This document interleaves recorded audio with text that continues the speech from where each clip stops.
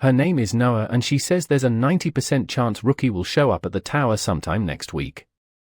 Bisk just replies that the guild master's been acting really weird lately, is definitely planning something bad. On top of that, all the support they're getting is trash and the guild members are starting to lose their patience.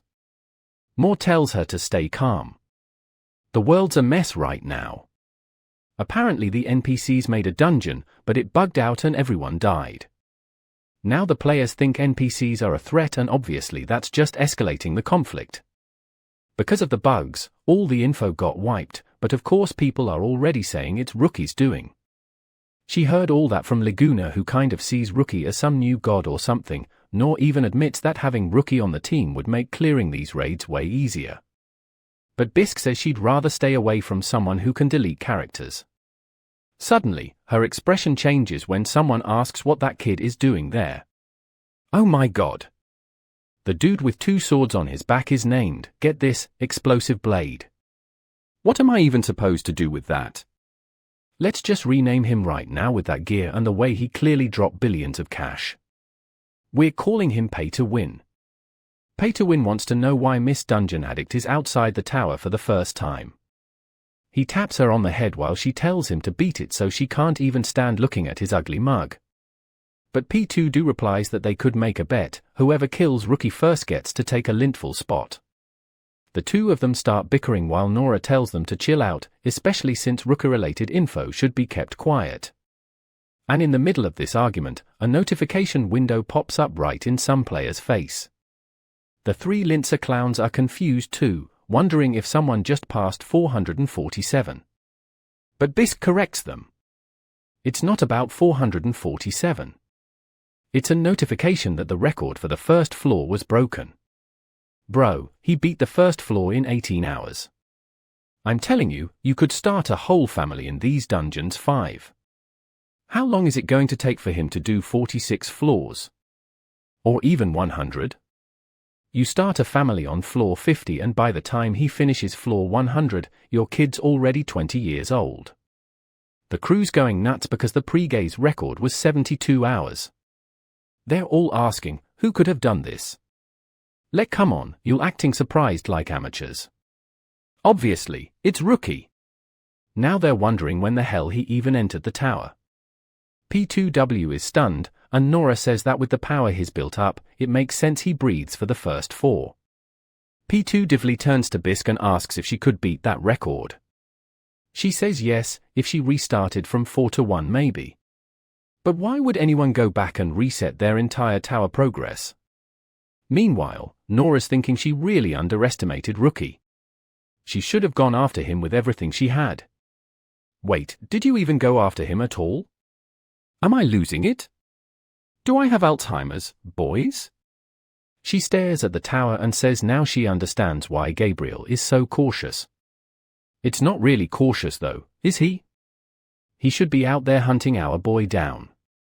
Not just sitting around on floor 100. Back with Igon and his roasting Rookie for taking 13 minutes longer and he should have. But Ruby fires back saying, not bad for someone who had a fight for 18 hours straight, huh? And of course, Yuki immediately goes off on that Dan robot shooting out for setting goals that made no sense in the first place. Also, that extra time was because they discovered new areas during the run. But it was fine. With that, the preliminary battle was complete. Not a bad result for a first attempt. But after 18 hours, man, it was time to return to reality. Suddenly, he's back in his room thinking it's been ages since he's actually returned to the real world. At least this time, he wasn't sensing anyone's presence. Rookie wonders if maybe Akatsuki was the one who prepared the room for him. Looks like they changed the name of 55/Suzuki to Akatsuki. And it makes sense since he's the only one who quick set this up. Sure enough, that's it. Akatsuki calls him up congratulating our boy for clearing the first 4 and saying it was a real pain to get a room that could be tracked. He also asks for a personal visit. Rookie's confused, wanting to know why he suddenly wants to meet face to face. But damn, Akatsuki sounds panicked, warning him to be careful because more and more people are hunting him in the entertainment district. Even though he's pissed, Rookie decides to go. Igon says it's madness. This sudden call, the weird voice, everything smells like a trap.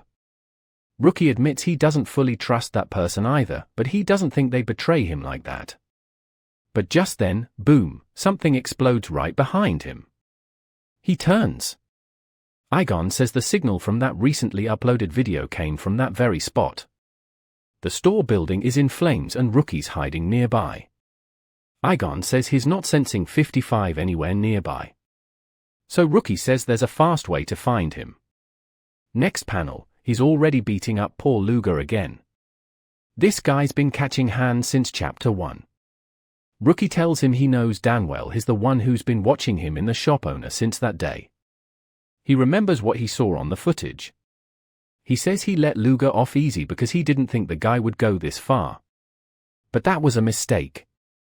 Now he knows Luger's the kind of guy who needs to be killed. Luger's panicking, apologizing, saying he had no choice. It was because of Steel Blood. That's the name Rookie's heard before, right? Yep. The same guy he saw that day in Pleasure Alley. Luger explains that burning places down and murdering people is routine for those guys.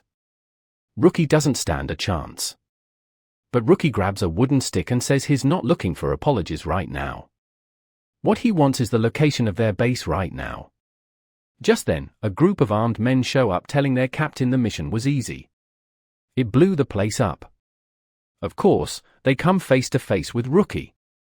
They seem to realize he's a nobody. And I'm over here like, what does he just have a nobody face or something? Luger's yelling, saying they're taking too long.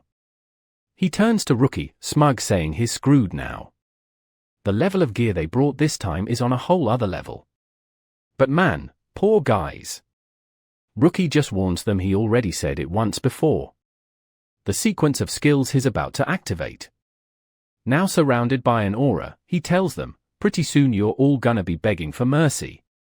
They open fire, but the first splash of blood and Luger's already regretting every life decision. He starts thinking life wouldn't have been better if he'd never met Rookie. He shouldn't have robbed that guy that night. Next panel, Rookie's sitting down exhausted. Igon tells him he checked the cameras. It really was Steel Blood who took Suzuki.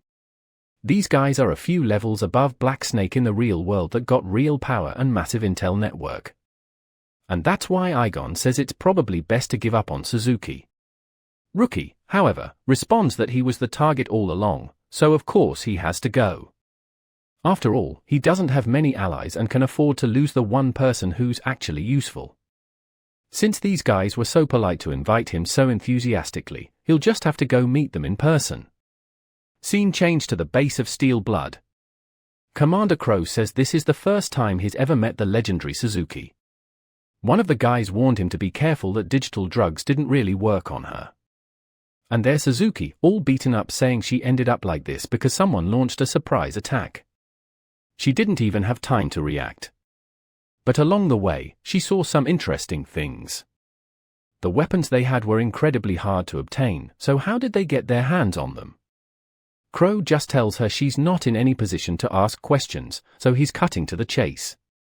He points a gun in her head and asks, "Where's Ryu?" Suzuki wants to know why they're hunting that boy and if they're involved with Lindsay too. Crow snaps, tells her to shut up and warns that if she says anything else, those implants in her head will be detonated. But Suzuki calmly asks why he who gave up being a player because of Gabriel isn't opposing Lindsay instead.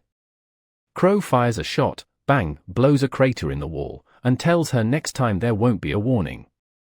But Suzuki stands up calmly, saying that was a very interesting threat. Crow sits back down, demanding she finally tells him where Raya's 7017 is. She says she had provided him a hiding place, but obviously he already left and she has no way of contacting him. Now I want to know what kind of tech he's using because she must know something. But she explains that even though she takes pride in her knowledge, she has no idea. That kid isn't incomprehensible exception, not made by humans. Crow gets up again, points the gun at her once more, saying she needs to stop talking crap.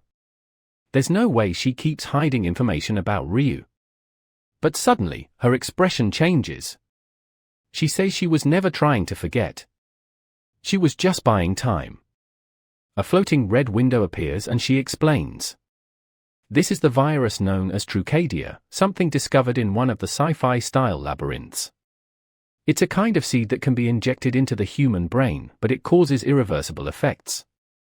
At the time, she was shocked to discover that all tech-based drugs were derived from a drizzle. There was massive backlash, and because of it, everything was completely banned. Of course, it would be chaos if people ever discovered what else that tree produces. Turns out she was hacking into their systems right then and there, digging up everything. Crow orders them to capture her immediately, and if she tries anything funny, blow her head off. Suzuki just laughs, saying he's a coward. In another room, Crows slam in the table. All the screen says, "Connection failed." But honestly, he doesn't care, because he got what he wanted. He finally